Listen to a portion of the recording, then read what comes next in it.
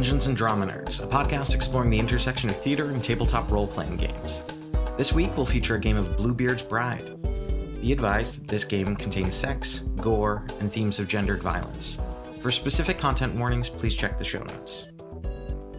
All right, so welcome back. We have created our bride. That was all part of wedding preparation. So you then married Bluebeard, and to sort of get us back into this headspace, I'm curious, and this is not necessarily going in order like in character creation. This is just in general where you're at and what you've been able to ruminate on free form. Can you tell me a memorable moment from your wedding? Like something that happened? Yeah, I remember that my flowers were really beautiful that I held as my bouquet.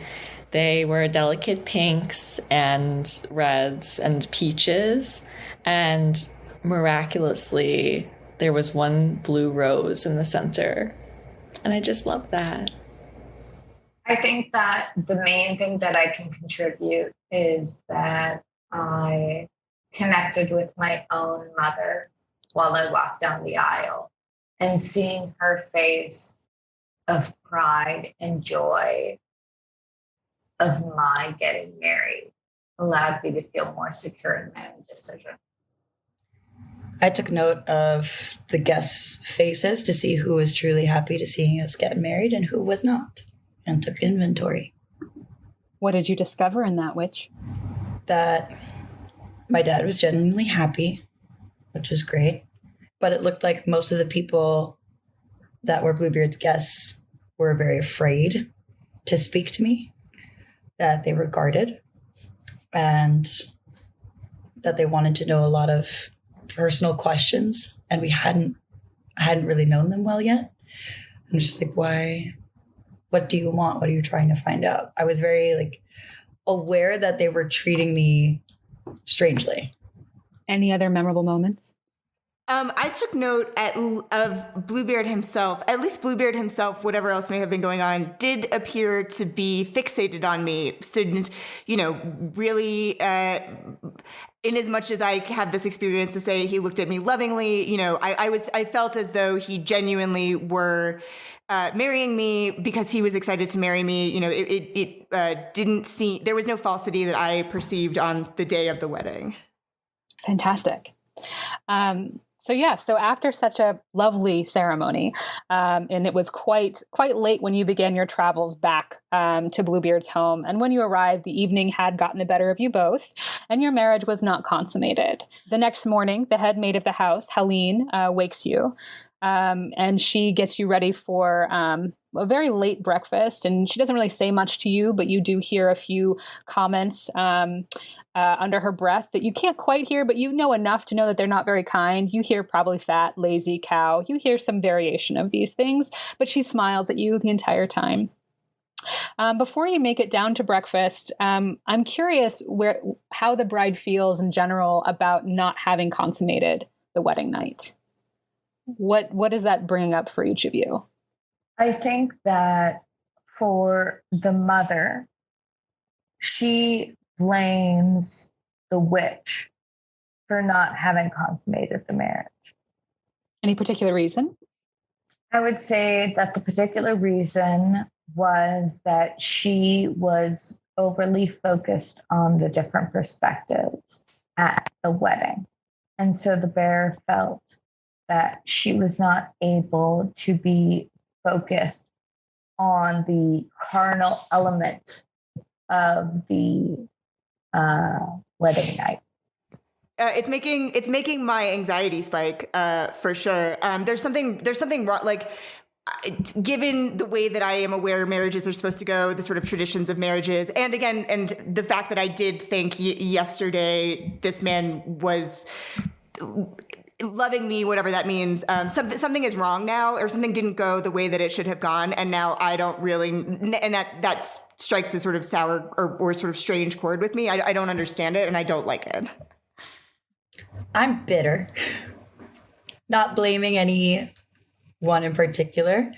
Basically, kind of hoping to, I would assume that the wedding was very exhausting. There's a lot of people and okay, passed out, whatever. But I probably would have wanted to stay up and be like, so let's seal this deal. I got stuff to do. So I'm hoping to kind of put on some moves over breakfast. Okay.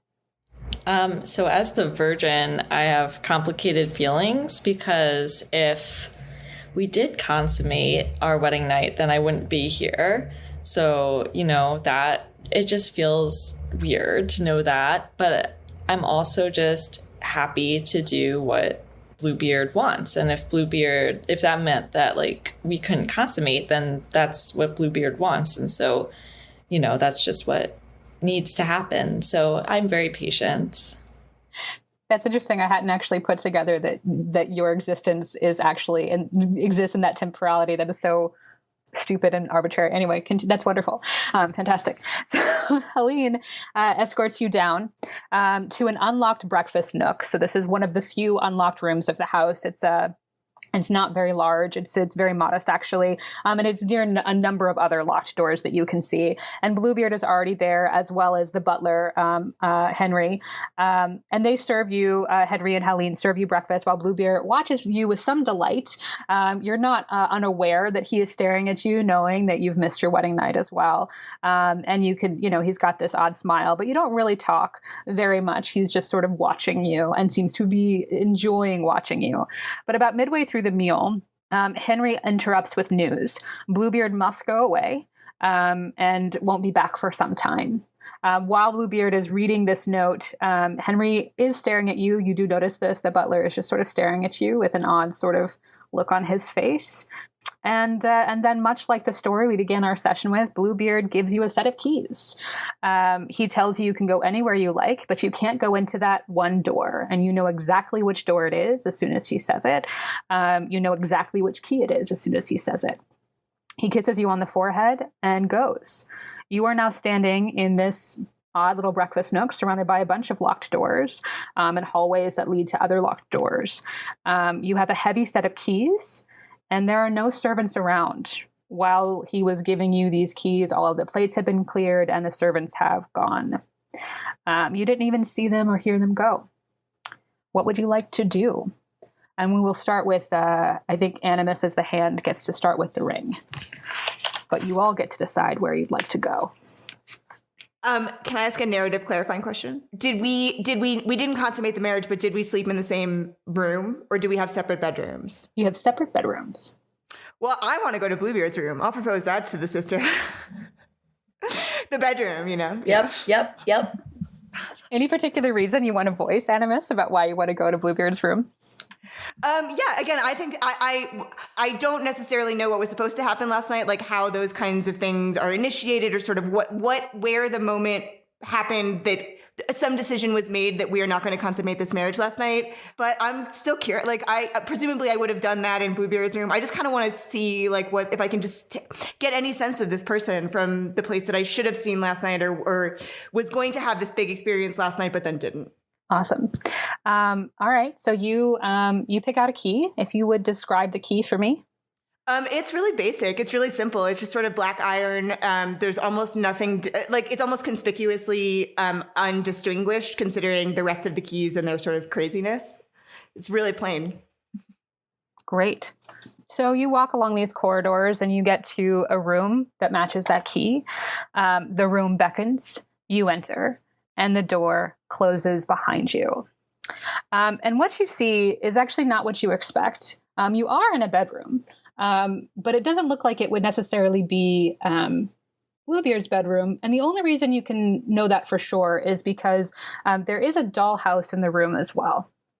But when you walk in, you see this grand 4-poster bed that looks beautiful, very comforting, and not like in that cheesy 80s, frilly way. It's like a 4-poster canopy bed that's got like the most expensive blue fabrics on it. You also see a very large walk-in closet, and you see a gorgeous vanity, as well as a mirror that hits you as soon as you enter the door. It's like right in front of the door. So as soon as you come in, you're square off with this mirror. What would you like to do? I'll investigate the mirror. Great. What memories does this item hold? So as you're sort of staring in this mirror, you do see yourself dressed as you had that day after your wedding. You can see some bags under your eyes. They're modest. You're very young, but you are getting a sense of your entire shape within this full-length mirror. And you look just as you sort of remembered yourself looking, although you don't remember the last time you maybe had access to a full-length mirror. But then the more that you watch yourself, the more that you start to see that the eyes underneath look a little bit darker than they did a second ago. And your hands look a little bit more weathered than they did just a minute ago. And as you're bringing one hand up, you realize there's like a delay almost in the mirror that is slightly unsettling. And you get a second question. Why did Bluebeard keep this item? As you are, sort of testing out this hand, Groucho moment, I suppose. You start to get a feeling of another hand that is like gripping upon your thigh, on your inner thigh. And it's not in the mirror, but you get a very, very, very strong sense of it all of a sudden. And while it's squeezing at first is maybe shocking, it slowly becomes actually very intense and hard. And you hear a whisper in your ear that is not Bluebeard's, but is somebody else's that says, "You have some work to do here, honey." What would you like to do? Anybody can still do a maiden move. There are other things in this room to investigate. I would like to investigate the dollhouse. So yeah, it is an old, beautifully ornate dollhouse. Sorry, what is your question? I'd love to know whose item is this? Great. So as you're walking, the sort of grip on your hand, the grip of the hand of your thigh, you can still sort of feel it there, but it sort of eases as you move away from the mirror. And you squat down to sort of see what's in this dollhouse. And you can see what appears to be a beautiful, pristine, carved doll made of wood. That looks to be incredibly thin. It looks like, this isn't necessarily a Barbie doll because we're not necessarily in that time, but it's the perfect representation of someone. And you get the sense from this that this doll is the person who basically did a self-portrait of themselves. And you can see this doll sort of copied all over the rooms of this dollhouse in different positions within it. Well, why did Bluebeard keep this item? As you're sort of moving stuff around, because you're as you're looking through it, trying to sort of get a sense, you reach your hand into a room that looks rather odd, and because it looks almost like a carbon copy of this room, this bedroom that you are in, and the doll is in the bed, lying down on the bed, and you think there's something within the bed. And when you pull it back, you do see the straight edge razor that you gave him for the wedding. And as you think to yourself, that's weird, you get a very nice stock of her position on this bed, and you realize that she's actually been tied down. And you also realize that on this doll's body, there are several markings that indicate even what you would understand to be like somebody who has crudely stitched something up over time. Different parts of this doll's body have been stitched back together, and she is currently in this position on the bed, completely tied down next to that straight edge razor. What would you like to do? Can we take stock? Yeah, I think this is a great time to take stock. Gonna go for second question. What traps have been laid for the bride? Fantastic. As soon as you're like, this room is not great, I don't know where that hand came from, but it's gone, and it was probably my imagination. The walk-in closet bangs open, and it's like, it just sort of swings back and forth. And when you turn back to look at it, it does look very inviting.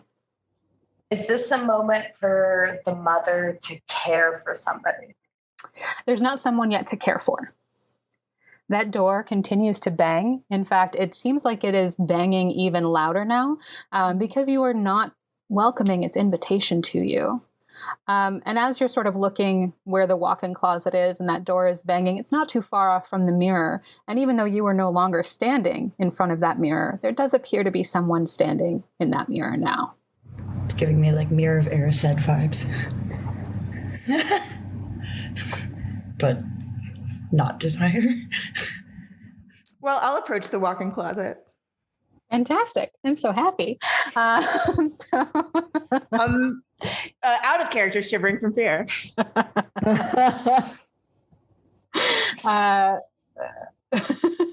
Not legit, right? Like that's not an actual. No.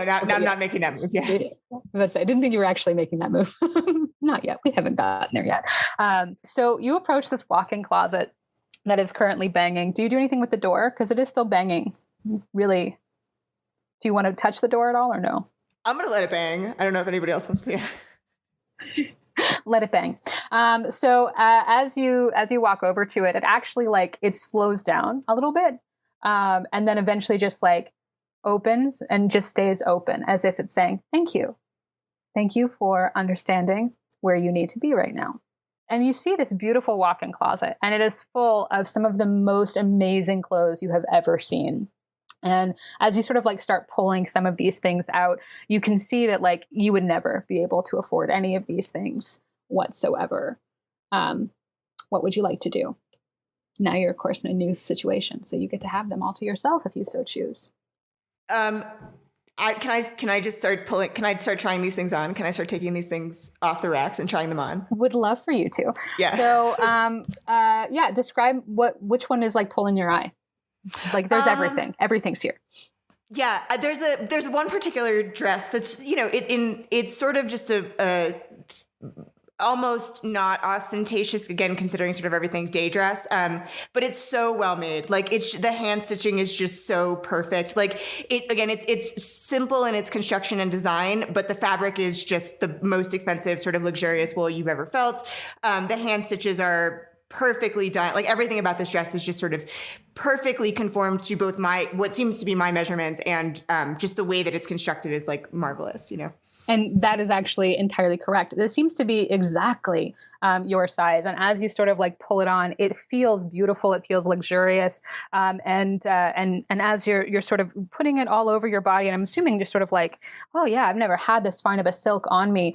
The feeling of that hand comes back. And now it's not just on your thigh, it's around your stomach, it's around your throat. It just sort of weasels its way on up and does a number of little squeezes in different places where it feels that you are not quite your best. And it says so to you. We still have some work to do here, darling. What would you like to do? Does this count as a horror? Can I caress a horror?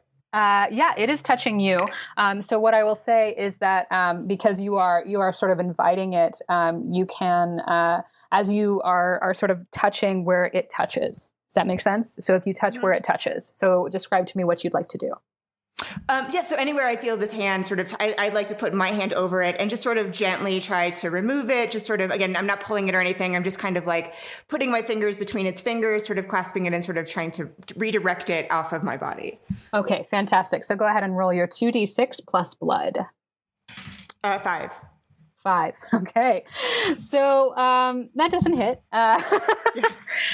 So what actually starts to happen is this, what you can now see now that you've tried to touch it and caress it away is the hands have actually become more aggressive. It's still not like perverse yet. It's just like, it is just like gripping you in different places. And now a hand has actually started to form.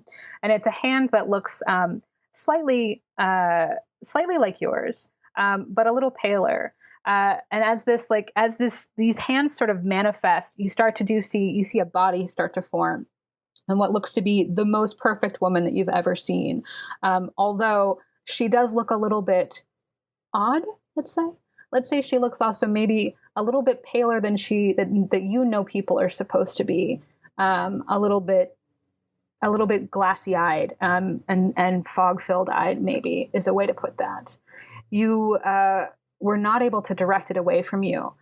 In fact, this woman, even though you can sort of see her as you're craning your neck, is now just sort of pulling you in front of the mirror, and has her hands fully on you, and they are squeezing, and they are telling you everything about yourself that needs to be fixed, starting right here. She says, look at this you've got right here. You're already starting to look old on your, what do they call it, under your chin. What is this, like a turkey neck? And she continues to sort of talk about different areas of your body. You did do a ring move, so if you would like to pass the ring to your sister, you will also take 1 trauma, which you can decide if you would like to pass to your sisters or keep to yourself. I am going to pass it to my sisters, and I'm going to pass the ring to the mother. All right, mother, you have the ring, and you have this person, this woman behind you who is beautiful and possibly dead, basically groping you and telling you all of the things that are wrong with your body. The most appropriate reaction to that is to dirty myself with violence and to mutilate them. Oh, fantastic. So how would you like to mutilate them? I would like to mutilate them by removing their mouth. With what? With your fingers? With the straight razor? What would you like to do? I would like to use the straight razor that I watched my husband shave his own beard with and remove her lips. Great. Go ahead and roll plus carnality. 2d6 it is. That is 5 plus 3, that is 8. Plus my carnality, that is plus 1, so that is 9. Great. Fantastic. So yeah, you have this gorgeous, perfect woman who is also possibly dead, who is groping you and telling you all of these things that are wrong with you in your ear. But you do, with your straight razor, you're able to sort of pierce them and strike it at her mouth. So you are able to mutilate her and basically slice through her lips. But on a 7 to 9, you must choose from 1 below as well. Your vulnerability opens you up to trauma, and your carelessness leaves you in a bad spot. I think I am willing to leave myself open to trauma, and I'm going to blame that trauma on somebody else. Okay, so yes, as you whip back at this beautiful dead woman, and her lips sort of split open in front of you, just sort of pouring this blood and pooling it. And she starts to spit at you and claw back at you. And she says, I was only trying to help. And she basically starts to claw at your neck. But she misses because you did get her very well with that. With your slash at her lips. So instead now she is bleeding all over your thighs and just trying to claw your thighs off. And basically any fat she can find, she's trying to claw back at you with that. So you will mark 1 trauma, and you will pass that ring. You can also decide if you want to share that trauma with your sisters. So I am going to punish the sister that truly deserves the trauma. And I am going to punish the Animus for that trauma. I have a question, because I'm the shield also. I don't know if I'm supposed to, every single time a sister takes a trauma, I'm supposed to argue that it was that sister's fault. No, or just I pick when. You pick when. Okay, cool. Can I turn this around on the mother? an endless loop of trauma giving. This sister is very divided. These it's wonderful. It's how divided you all are. It's lovely. So why is it the Animus? Fight the Animus. Yeah. Why is it the Animus's fault? Because the Animus entered into this room and provoked this sister's traumatic experience. So I'm going to blame the Animus because it was the Animus's choice to go into this room and to provoke this specific sister's traumatic experience to relive her trauma. Great. So that means, Animus, you will mark 1 trauma. All right, go ahead and pass the ring, Mother. Yeah, I'm going to pass the ring to the Virgin. All right, Virgin, you have a sexy zombie, as requested, going to town on your thighs, telling you that they are bad, that you are clearly not perfect enough in any way, shape, or form. What would you like to do? She's also bleeding all over you with her lips that are now gone, so she's a little less sexy. I'm sorry. Right. No, I mean, still sexy.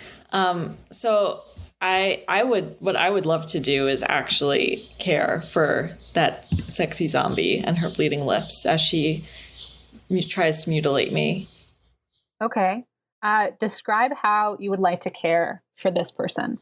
So I'm still wearing the silk dress that seems completely made for me, and I take the razor, the straight edge razor, and I cut a piece of the dress off at the hem, and I pull it up to her lips, and I start to gently mop at her lips to try to stop the bleeding, and also just as I do that with one hand, I stroke her hair with my other to just, try to take care of the wound that's bleeding, but also take care of the emotional turmoil she seems to be in.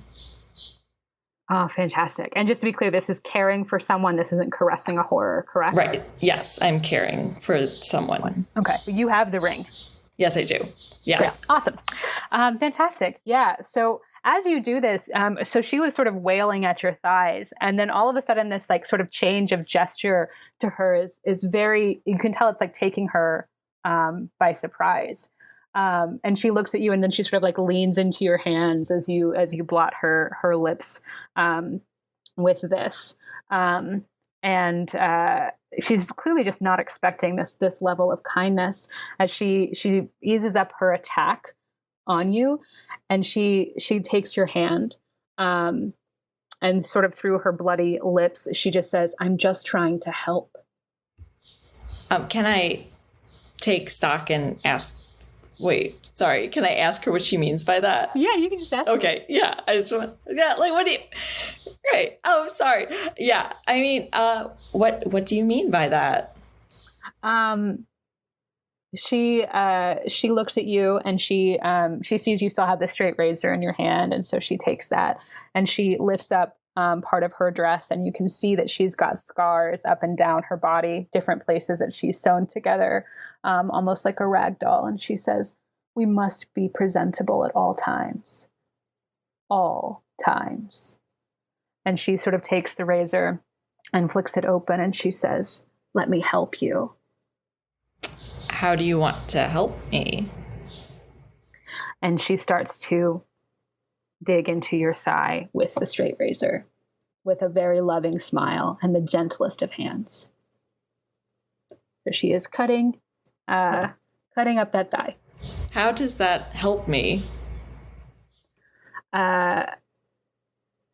She doesn't answer. She just continues to cut into you as you will take one trauma. Fantastic. Okay. Because it's self-evident to her that this is helping. All right. I'm going to cry out for help.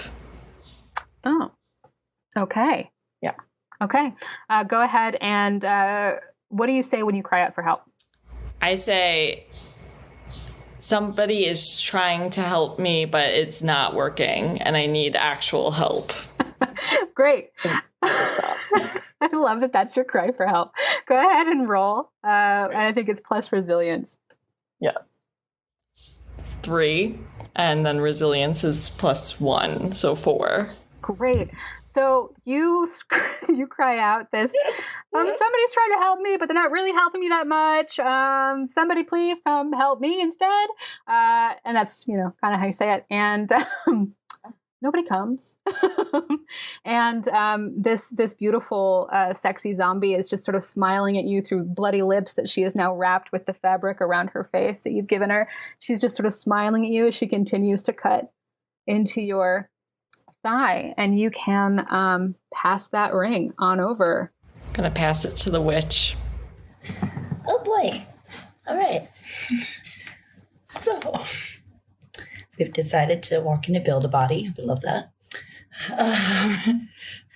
Deconstructed. Love it. Can you tell me more about how she's stitched together? Yeah, excellent. So you can definitely see as she's so close to you, like she's got scars along her chin too that you can see, and it's like she's just been stitched. It's like surgical. These like nips and tucks in different places. It doesn't look like it was professionally done.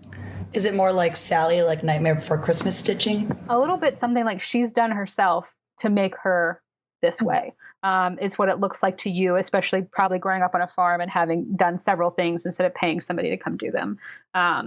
You probably have a couple scars yourself. So that's what it looks like to you, is some scarred over places. And like she's clearly put in a lot of work to become the most perfect woman. I was going to save this for later, but I guess we're just going to take care of this now. I'm going to care for the servant. Are we calling her a servant? Is she a servant? Are you she's a servant or a horror. You can call her whichever. Do you want to care for someone, or did you want to caress a horror? No, I'm going to care for them. Great.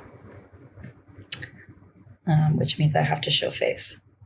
You can just tell me which face you would like to. I know. Hold on. I'll look it up if you don't want to share it yet. Because you didn't want to share, correct? Correct. I will look at it. Nobody look. Yeah, I will let that count for sure. Perfect.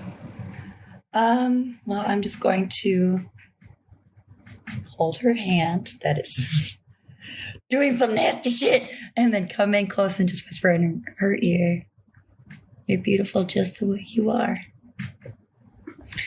And with that, great. Yes, that's fantastic. So you say this and it like arrests her, like immediately arrests her. And she's like shaking, holding the razor. And she just looks at you with the coldest of eyes as she's like holding this there. And you can see that she's like wanting to strike you with that straight razor.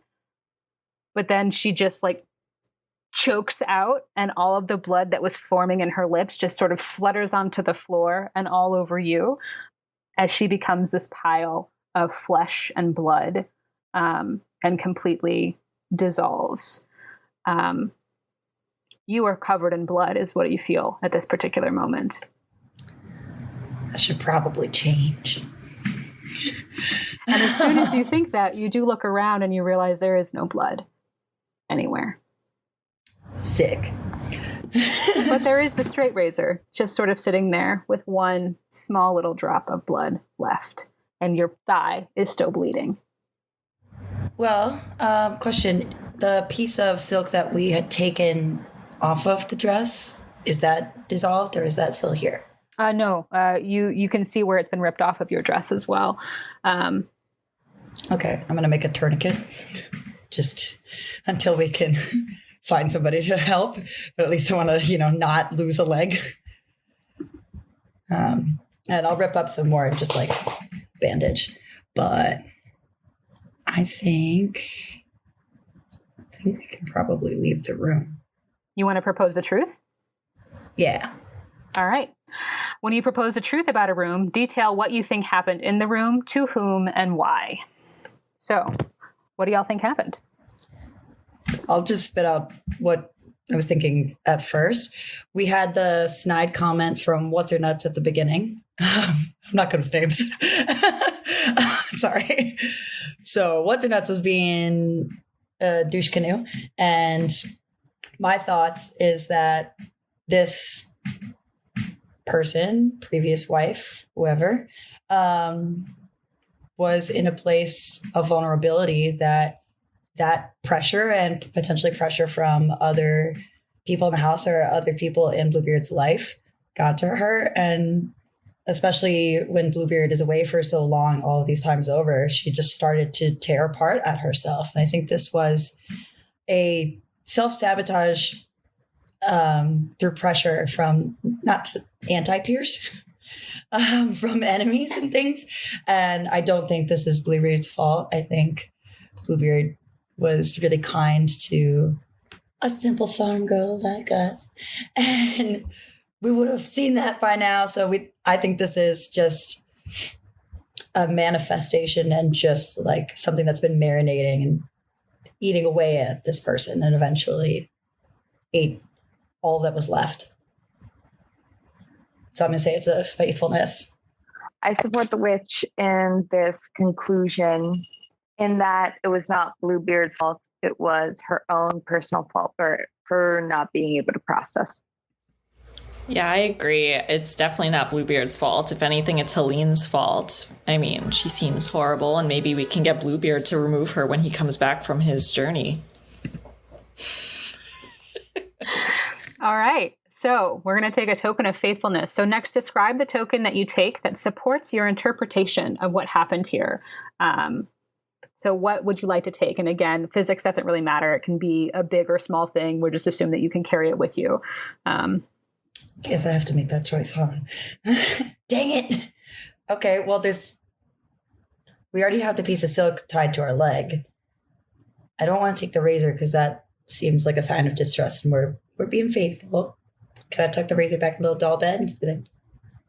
Great. Good night. In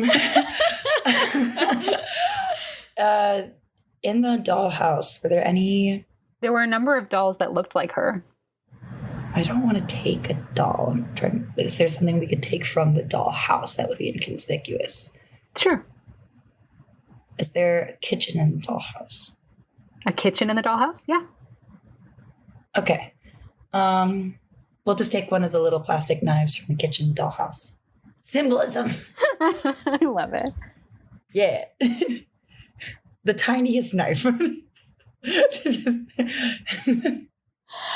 So you all took a token of faithfulness. You are closer to proving that your trust in your husband is well placed.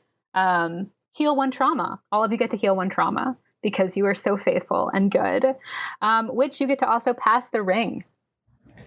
What if we didn't have a trauma? Do I just get bonus? No. Damn it. But you're immune to one trauma after right now until the next person. I gave trauma to all the sisters in the beginning, so everybody should have rude. one. Yeah. Sorry. Forgot about that. Oh, so I have 2 traumas. So I just... Yeah, let me know when you run out of trauma, because I definitely need to know that, but otherwise I don't count. I'm not a good counter. Who would you like to pass the ring to? Which? Not you. I'm kidding. Let's see. I'm going to give it to the Virgin. All right, Virgin. So you have now exited this room, this very confusing room, and you are you do still have your beautiful tourniquet on your thigh. But where would you like to go next? I mean, I would love to be able to wash up, do some perhaps a little bit better first aid on my leg, at least wash the blood from it. So I would love to go to a room that could accommodate that. Okay. Pick a key and describe it to me. So there's this really bone white key. It's so white. I feel like it might be like ivory, which I've heard of. But it seems a little bit like less strong and less shiny, but it's very white. So I'm attracted to that. And it has a little loop on the top, and it almost looks like the loop could be a heart, though not quite. That's the key that I choose. I love it. So you walk around some more corridors and up and down some places, but you definitely find the room that matches that key. The room beckons, you enter, and the door closes behind you. And what you see is a very striking white bathroom. There is an ivory, what you assume is ivory, clawfoot tub, and white walls. You also see some ornate, like little loopies, like around the room in general, just like some odd decorations. You see art that's on the wall.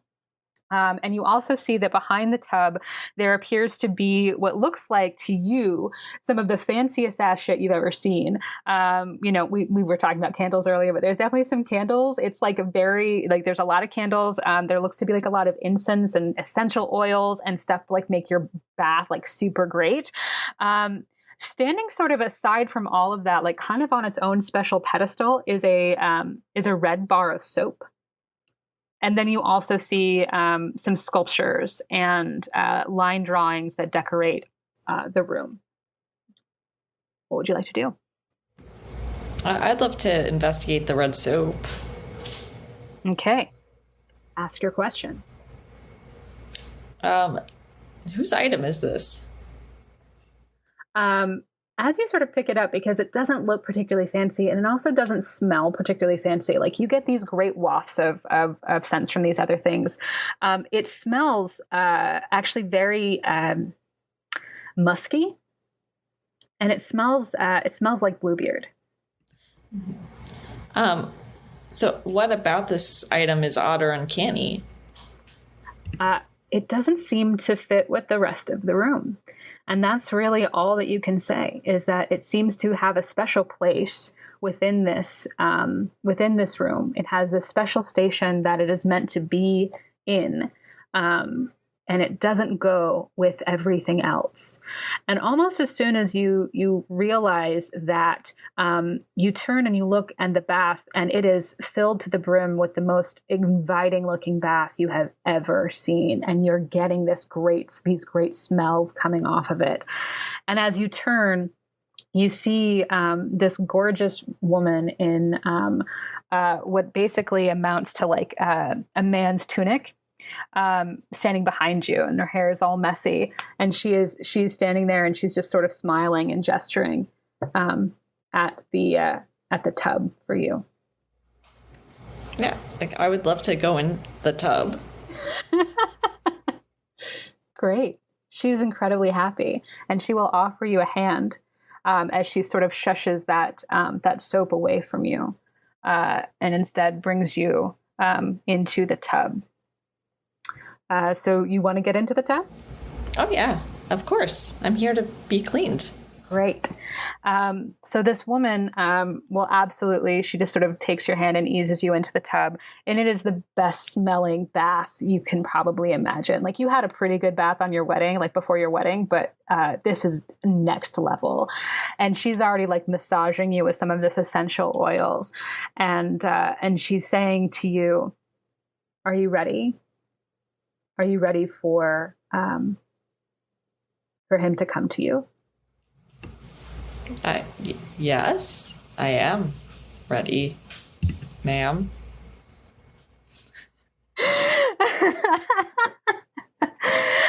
She keeps massaging you, and then she says, "This is what I always did before we began, and afterwards." Because afterwards, you might want to do this too. This is your time to get prepared.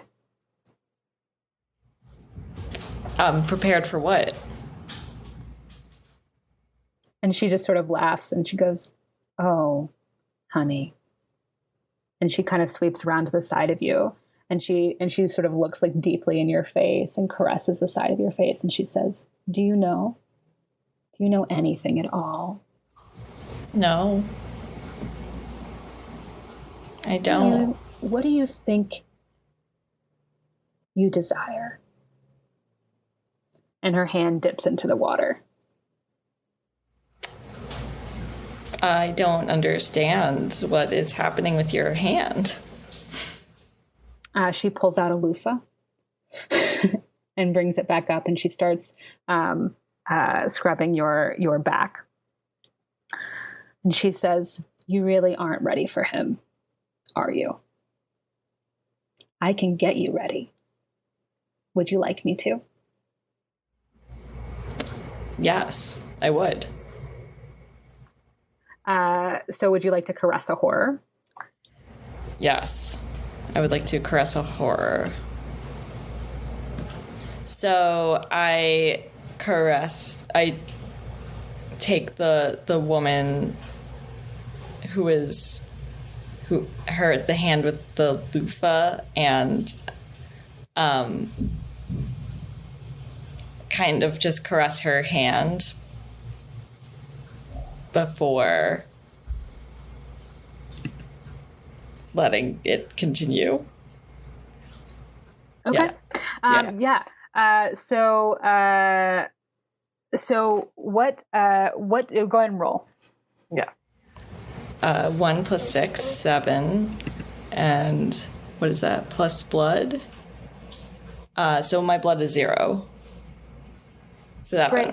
So, so she smiles and she goes, "Oh," and as like, you know, you touch her back, she all of a sudden becomes very aware of the red soap, and she looks around the room and she sort of points, and as she sort of like takes your hand in hers, and she says, "Which one would you like to try?" And you can see now, like as you're in this tub and you're looking at these line drawings and these sculptures, that almost all of them are depicting lewd acts, some of the most like intense sexual positions and situations that you had no idea, obviously virgin, like had no idea, but you are getting this sense all of a sudden of like what she means by preparation, and what she means by you're not really ready, because there's definitely a sculpture that is a woman that's in a very compromising position with a number of things inserted in different places that you've never seen before, and you didn't know that was a thing. You've also see a design drawing that looks like it's impossible to get into that position. And she's just sort of smiling, and she's just going around the room, and she's like, "So which one would you like to try first?" You get to pass the ring because you did caress a horror. Yeah. I'm going to pass it to Animus. Okay. Can I take stock? Is this a moment that I can take stock? Certainly take stock. Yeah. Absolutely. What horror here is hidden from the bride? Great. So you are really, as soon as you take control away from the virgin, who is very innocent and just like, "Oh, sure, let's go for this ride," you're immediately aware of how much this person, this woman, this beautiful, sexy fucking woman is staring at that red soap, as if she is performing for this red soap, as if she is kind of afraid of this red soap. Can I get out of the tub? Does this count as a move? Like, can I get out? Yeah. Okay, great. Can I get out of the tub and go get the soap? Yeah. So you're like not having it. You're like, this is actually perfect too, because it is Animus. It's all about context. I'm so sorry, woman. It's not you. It's really. She does look affronted a little bit that you would just do that, and you run and you grab the soap, and she looks horrified, absolutely fucking horrified. She says, "Don't! It's not his time yet. It's not his time," and she's like frozen, scared. Is there what's the toilet situation in this room? Is there a flushable toilet? Sure, yeah. Can I flush the soap down the toilet? Yeah, I don't see why not. I want to remove the soap like in some sort of permanent way. So yeah. I think that's amazing. Yeah, okay, sure. So you like run over to throw it down, and you pull the lever to make it flush, and the blood curdling scream that comes out of this woman, and she bolts towards the toilet and to get it out of this toilet, and she's just it's sloshing in all of this way, and then she turns and looks at you, and she grabs you by the throat and dunks you in the water to drown you. Take 1 trauma, but then you get to move. That's fair. Well, I'm gonna just dirty myself with violence, I guess, because we're here now. I would like to disable them by if my head is in the toilet, just sort of like elbows backwards, just sort of like getting any thrashing, kicking moves like I can do sort of to get away from this person. Great. And you're just trying to disable, yeah? I'm just trying to disable. Great. Go ahead and roll plus carnality. Yeah. 9. Great. Yeah, so you're able to like get her off of you, and she scrambles back to the toilet and basically shoves her hand down it, trying to get this soap back. You also get to choose from one below. Your vulnerability opens you up to trauma. Your carelessness leaves you in a bad spot. My carelessness leaves me in a bad spot. Great. So as you were trying to get out of the way, you and try to get away from her, you definitely have slipped on all of this wet floor that's happening. So you're now in a very vulnerable position as she turns back to you, and towering over you, she says, "You have no idea what you've done," and is just had it, and then goes. And it's like a silence pin drop, and all of the water in the room is gone. There's no sweet smells. There's no nothing. And the soap, only half a bar now, is still in its place. And you get to pass the ring because you dirtied yourself with violence. Yeah, I'm going to pass it to the witch. Okay, as a reminder, you are on your back in a vulnerable position. But there's now no evidence of anything in this room. Except half a bar of soap. Except half a bar of soap and the spa. Okay. You know, I think let's get out. I think we're clean. We're just gonna. I think we're good. We're gonna leave the room. Simply love the justification. You know, every time we get clean, we just get nasty again. So I think we just stay true to our roots and just, put some mud on it. Put some mud on it. It works every time. Bug bite, mud. Scary surprise lesbian, mud. Red bar, mud. Just fuck it up. That's fine. So we go piece the fuck out of this room. But anyhow, proposing a truth. Let's see. Detail what you think happened in the room. Let's see. But there was some lewd acts, but there was some absence of peen. There was an extreme lack of that. So I don't think there was direct involvement. And that lady did not, she seemed to be afraid. So I'm thinking that this marriage might have been with our surprise lesbian, a marriage, a tactical marriage, and not necessarily a romantic marriage. And that maybe this wife was more interested in the ladies. So this might have been a place, a secret meeting place or something like that might have been found out. But I think the conflict, I'm not sure about the red soap. I have questions. So if y'all want to put in on that, but I'm going to go for faithfulness on this one in terms of Bluebeard being faithful. I think she had some conflict with her own sexuality and the fact that she was stuck in a marriage. I think that the soap has to do with the inherent sexual experience. I think this is a token of faithfulness. Oh, good. I didn't think about that. That's good. Yeah, so far it seems like when Bluebeard's previous brides have not felt themselves up to, his standards, his level. I get it. He's all of the things that he is, but it doesn't seem like his fault necessarily that those women fell to pieces because they couldn't live up to what they were expected to do. Okay. So we have a consensus. We're going to be faithful again. I'm so impressed with all of your goodness and just understanding of the situation that you're in. It's really impressive. What token would you like to take as your token of faithfulness?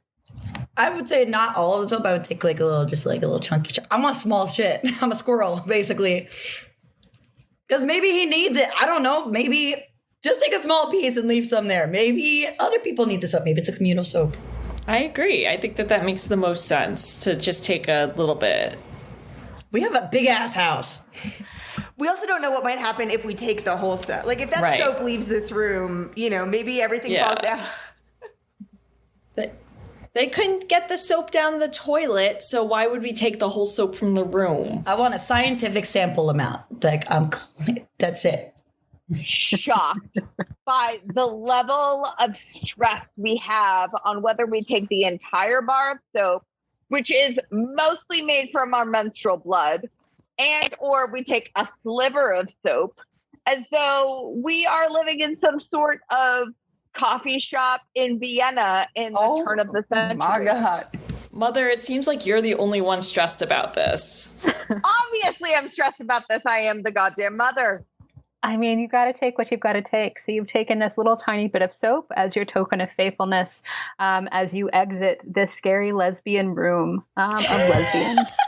Y'all keep making me leave all these rooms for you. I'm cleaning up all your dirty work, and yet I'm the enemy over here.